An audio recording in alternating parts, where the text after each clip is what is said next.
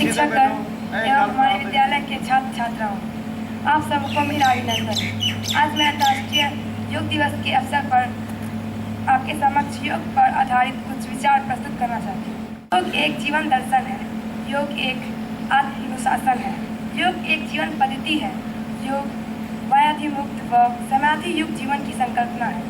योग आत्मोपचार एवं आत्मदर्शन की श्रेष्ठ आध्यात्मिक विद्या है। योग व्यक्तित्व को वामन से विराट बनाने की या समग्र रूप से स्वयं को सवैतिक विकसित करने की आध्यात्मिक विद्या है। योग मात्र एक वैकल्पिक चिकित्सा पद्धति नहीं अपितु योग का प्रयोग परिणामों पर आधारित एक ऐसा प्रमाण है जो व्याधि को निर्मूल करता है। अतः यह एक संपूर्ण विद्या का रोगों का ही नहीं बल्कि मानस रोगों का भी चिकित्सा शास्त्र है। योग एलोपैथी की तरह कोई वैक्सीन चिकित्सा नहीं अपितु रोगों के मूल कारण को निर्मूल कर हमें भीतर से स्वास्थ्य प्रदान करता है। योग को मात्र एक व्यायाम की तरह नहीं देखना चाहिए। वर्ग विशेष की मात्र पूजा पाठ की एक पद्धति की तरह देखना संकीर्णपूर्ण अविवेकी दृष्टिकोण है। स्वास्थ्य आग्रह अज्ञान एवं अहंकार के रूप पर योग को हम एक संपूर्ण विज्ञान की तरह देखना चाहिए।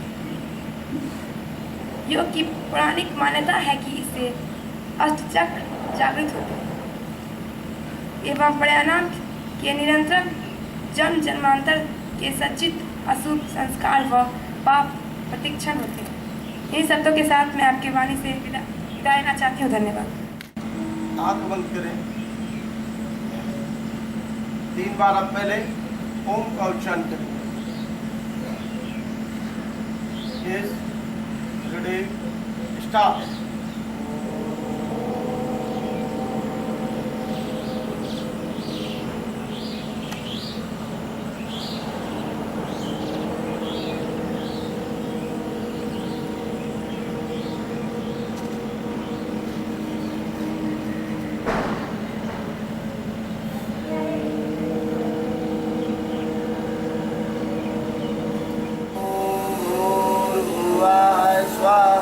तत्सवितुर्वरेण्यं भर्गो देवस्य धीमहि धियो यो नः प्रचोदयात्। हम अपने शरीर को गति में लाने के लिए व्यायाम करेंगे।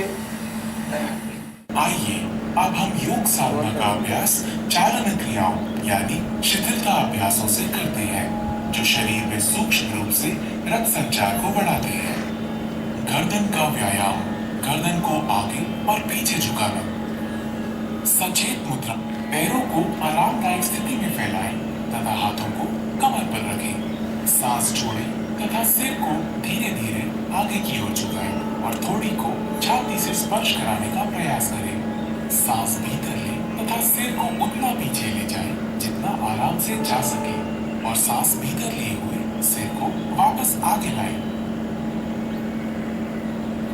गर्दन को बाईं और दाईं ओर झुकाना। सांस छोड़ें तथा सिर को धीरे धीरे दाहिनी तरफ झुकाएं। कान को कंधे के उतना अधिक निकट ले जाएं जितना संभव हो। सांस भीतर लें तथा सिर को सामान्य स्थिति में लाएं। सांस छोड़ें तथा सिर को बाईं तरफ झुकाएं। सांस भीतर लें तथा सिर को वापस सामान्य स्थिति में लाएं। दाहिनी और बाईं ओर घुमाना। सांस छोड़ें तथा सिर आराम से दाहिनी तरफ इतना घुमाएं कि थोड़ी कंधे की सीध में आ जाए। सांस भीतर लें तथा सिर को वापस सामान्य स्थिति में लाएं। सांस छोड़ें तथा सिर को बाईं तरफ घुमाएं। सांस भीतर लें तथा सिर को वापस सामान्य स्थिति में लाएं। गर्दन को घुमाना। सिर को आगे की ओर झुकाकर थोड़ी को छाती से स्पर्श कराने का प्रयास करें। सांस भीतर लें तथा सिर को घड़ी की सुइयों की दिशा में घुमाएं। सिर नीचे की ओर जाते समय सांस छोड़ें। सिर को घड़ी की सुइयों की विपरीत दिशा में घुमाएं। गर्दन के चारों ओर खिंचाव, गर्दन के जोड़ों और मांसपेशियों के शिथिलन तथा गर्दन के तनाव के दूर होने की अनुभूति करें। गर्दन में दर्द और स्पॉन्डिलाइटिस की शिकायत वाले लोगों को यह व्यायाम आराम से करना चाहिए। धड़ को घुमाना। पाँवों को परस्पर 2 फुट की दूरी पर रखें। दोनों हाथों को छाती की ऊंचाई तक इस प्रकार उठाएं कि दोनों हथेलियां एक दूसरे के सामने हों। सांस छोड़ें। शरीर को दाहिनी तरफ इतना घुमाएं कि बाईं हथेली दाहिने कंधे को स्पर्श कर ले। सांस भीतर लेते हुए वापस लौटें। अब सांस छोड़ें। शरीर को बाईं तरफ इतना घुमाएं कि दाहिनी हथेली बाएं कंधे को स्पर्श कर ले।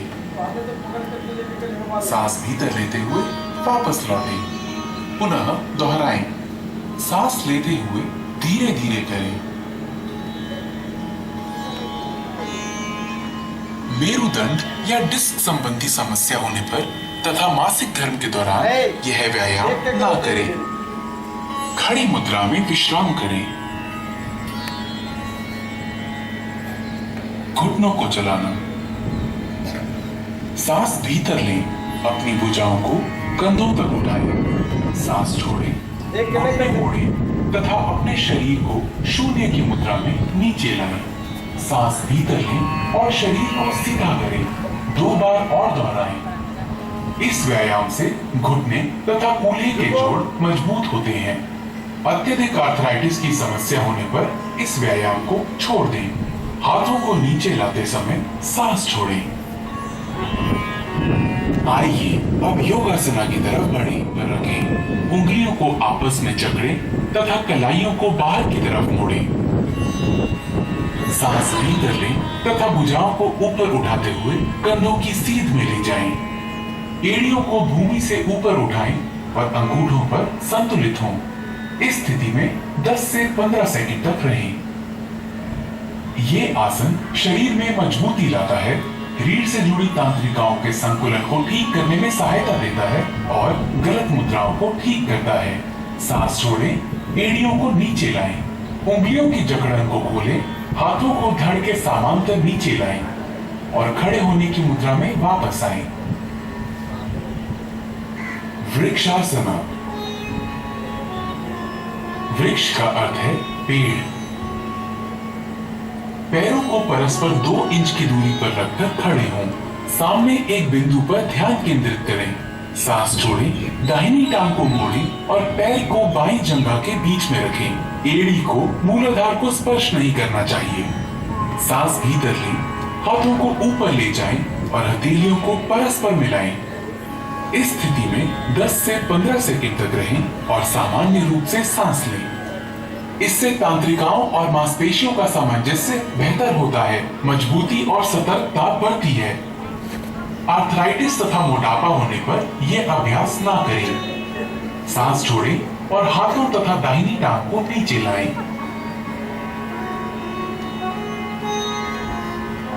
आसन को दोहराएं। बाईं टांग को मोड़ें और पैर की दाईं जंघा के बीच में रखें। एड़ी को मूलाधार को स्पर्श करना चाहिए। सांस भीतर लें। हाथों को ऊपर ले जाएं और हथेलियों को परस्पर मिलाएं।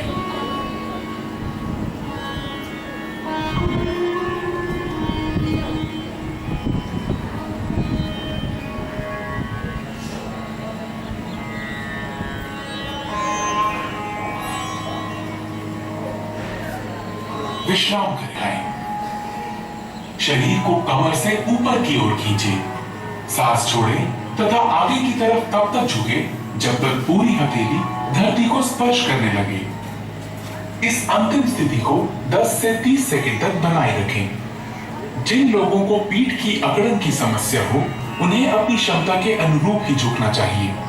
अब सांस भीतर लें। धीरे धीरे सीधी स्थिति में आए और भुजाओं को सिर के ऊपर ले जाकर खींचें। सांस छोड़ें और धीरे धीरे प्रक्रियाओं को विपरीत क्रम में करते हुए प्रारंभिक स्थिति में आए। विश्राम करें। अर्ध चक्रासन। पीठ को कमर पर सहारा दें। सांस छोड़ें। सिर को पीछे झुकाएं। गर्दन की मांसपेशियों को खींचें तथा रीढ़ के निचले हिस्से से पीछे की ओर झुकें। सामान्य सांस लेते हुए विश्राम करें। इस स्थिति में 10 से 30 सेकंड तक रहें। अर्ध चक्रासन रीढ़ को लचीला बनाता है तथा मेरु तंत्रिकाओं को मजबूती प्रदान करता है। ये सांस लेने की क्षमता को बेहतर बनाता है। सांस भीतर लें, धीरे धीरे वापस आए तथा विश्राम करें। उच्च रक्तचाप के रोगियों को सावधानी से झुकना चाहिए। त्रिकोणासन। त्रिकोण का अर्थ है त्रिभुज। पैरों को परस्पर आरामदायक दूरी पर रखकर खड़े हों। हाथों को धीरे धीरे किनारे से तब तक उठाएं जब तक वे क्षैतिज ना हो जाएं। आइए अब बैठने वाली मुद्राओं के लिए तैयार हों। भद्र का अर्थ है दृढ़। पांवों को सामने की तरफ फैलाकर सीधे बैठें। हाथों को कूल्हों के पास रखें। ये दंड आसन है। अब अपने पैरों के तलवों को एक साथ रखें। सांस छोड़ें और अपने हाथों को अपने पैरों के अंगूठों पर कसें। अपनी एड़ियों को जितना संभव हो उतना मूलाधार के पास लाएं। ये अंतिम स्थिति है। इस स्थिति में कुछ देर तक रहें।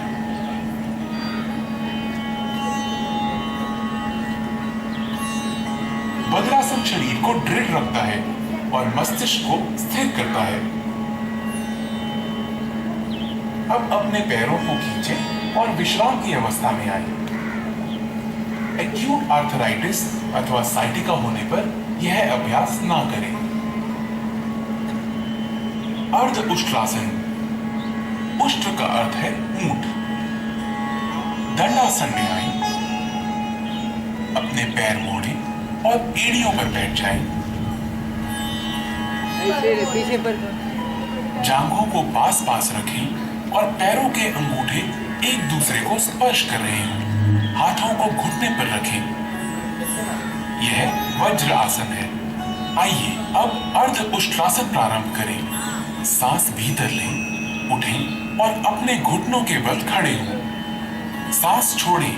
अपनी हथेलियों को कूल्हों पर इस प्रकार रखें कि उंगलियां नीचे की ओर रहें। कोहनियों और कंधों को समानांतर रखें। सिर पीछे झुकाएं और गर्दन की मांसपेशियों को खींचें। सांस भीतर लें और धड़ को उतना पीछे झुकाएं जितना आसानी से झुक सके। सांस छोड़ें और विश्राम करें। यह अंतिम मुद्रा है।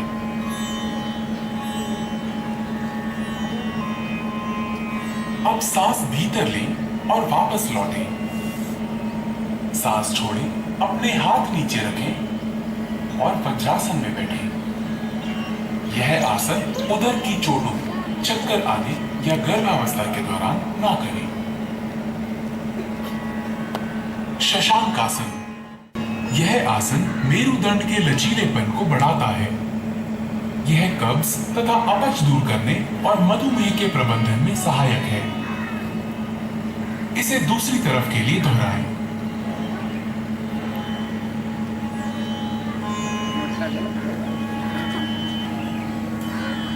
अपना सर आगे घुमाएं। सांस छोड़ते हुए अपने हाथ बाहर निकालें। पैरों को सीधा फैलाएं। अब वापस आए और विश्राम आसन में विश्राम करें। भुजंगासन। अब अधोमुखी मुद्राओं के लिए तैयार हों। भुजंग का अर्थ है सर या कोबरा। पेट के बल लेट जाएं। सिर को हाथों पर रखें और शरीर को आराम से रहने दें। अब टांगों को आपस में जोड़ें और बाहों को खींचें। माथे को भूमि पर रखें। अब अपनी हथेलियों को छाती के पास रखें और कोहनियों को उठाएं। सांस भीतर लें और थोड़ी तथा नाभि के हिस्से पर छाती को ऊपर उठाएं। यह भुजंगासन है। यह आसन तनाव के प्रबंधन के लिए सर्वोत्तम है। यह पीठ दर्द तथा श्वास संबंधी समस्याओं से निपटने में सहायक है। सांस छोड़ें। अपने माथे को भूमि पर रहने दें तथा बाहों को खींचें। अपनी टांगें फैलाएं। हथेलियां ऊंची करें तथा अपने सर को हथेलियों पर रखें और आराम करें। शलभासन। शलभ का अर्थ है पतंगा या टिड्डा। पेट के बल लेट जाएं, टांगे आपस में जोड़ लें। थोड़ी को भूमि पर रखें। दोनों हाथ शरीर के किनारे ऐसे रखें कि हथेलियां ऊपर की ओर हों। सांस भीतर लें। अपनी टांगों को भूमि से उतना ऊपर उठाएं जितना आप बिना घुटनों को मोड़े हुए उठा सकें। बाहों और टांगों को इस तरह फैलाएं कि शरीर आसानी से भूमि से ऊपर उठ जाए। इस स्थिति में आराम से रहें। यह आसन साइटिका तथा पीठ के निचले हिस्से के दर्द में राहत देता है। यह कूल्हे की मांसपेशियों को आकार देता है। अब सांस छोड़ें। टांगों को नीचे भूमि की ओर ले आएं।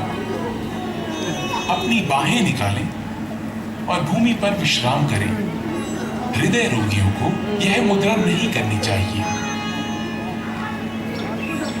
मकर आसन। मकर का अर्थ है मगरमच्छ। पेट के बल इस प्रकार लेट जाएं कि टांगें एक दूसरे से दूर हों तथा पैर बाहर की ओर हों। दोनों बाहें मोड़ लें तथा दाहिने हाथ को बाएं हाथ पर रखें। अपने सिर को हाथों पर रख लें। आराम करें। यह मकर आसन है। यह आसन सभी अधोमुखी मुद्राओं में विश्राम के लिए किया जाता है। यह पीठ के निचले हिस्से को आराम पहुंचाता है। अब हम चलते हैं सेतु बंधासन। ऊर्ध्वमुखी या पीठ के बल लेटकर की जाने वाली मुद्राओं की ओर। सेतु बंध का अर्थ है पुल बनाना। टांगों को आपस में जोड़ें। बाहों को शरीर के किनारे रखें। दोनों टांगों को घुटनों पर मोड़ें और एड़ियों को नितंबों के पास ले जाएं। दोनों एड़ियों को कसकर पकड़ें। सांस भीतर लें। धीरे धीरे नितंबों तथा धड़ को पुल बनाने के लिए उतना ऊंचा उठाएं जितना आप उठा सकते हैं। आराम से रहें। यही अंतिम मुद्रा है। यह माथा ऐसे रहेगा। माथा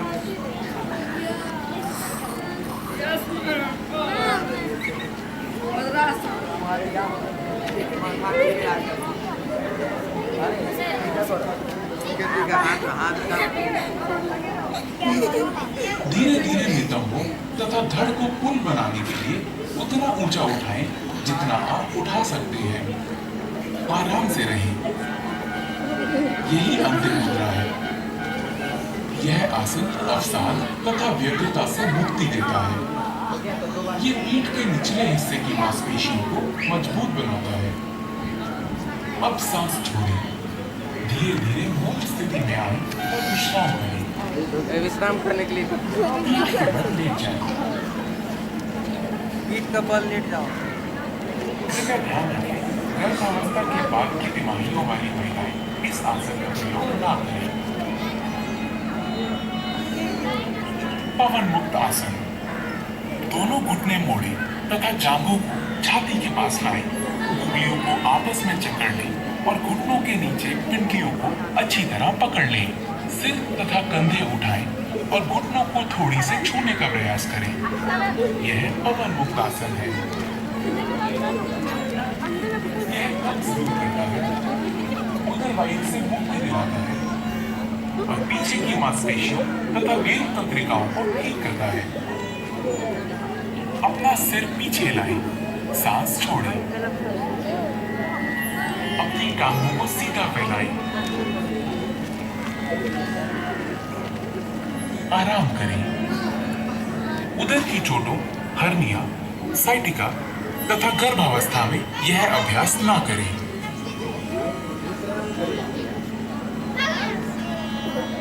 शवासन। शव का अर्थ है मृत शरीर। यह आसन संपूर्ण विश्राम के लिए किया जाता है। अपनी भुजाओं और टांगों को फैलाकर आराम से पीठ के बल लेट जाएं। हथेलियां ऊपर की ओर हों।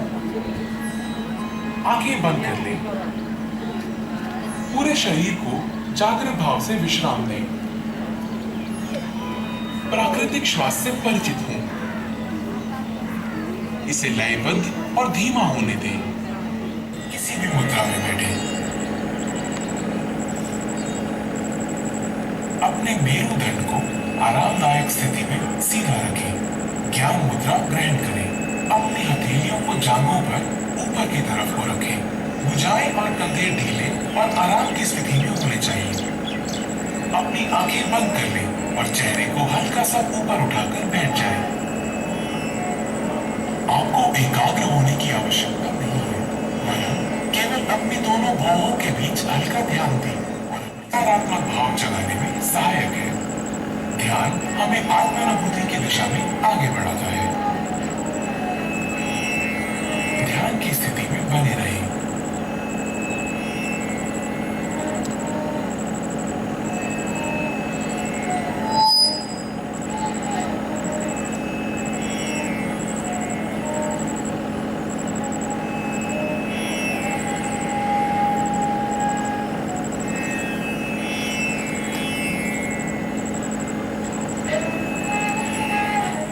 अज्ञान केंद्रित जीवन की स्थापना योग में विवेक और जीवन जीते हुए विश्व बंधुत्व एकत्व के भाव के साथ पूरे विश्व को स्वयं में समाहित करने का पूर्ण पुरुषार्थ होगा। वसुधैव कुटुम्बकम सह अस्तित्व के सिद्धांत के प्रति पूर्ण आस्था रखते हुए सबके प्रति कृतज्ञ भाव से आत्मवत व्यवहार में आचरण करूंगा। मैं यहाँ उपस्थित हर व्यक्ति से एकात्म होने का संकल्प लेता हूँ। योग का अभ्यास सत्र शांति पाठ अथवा सार्वभौमिक प्रार्थना के साथ समाप्त करें।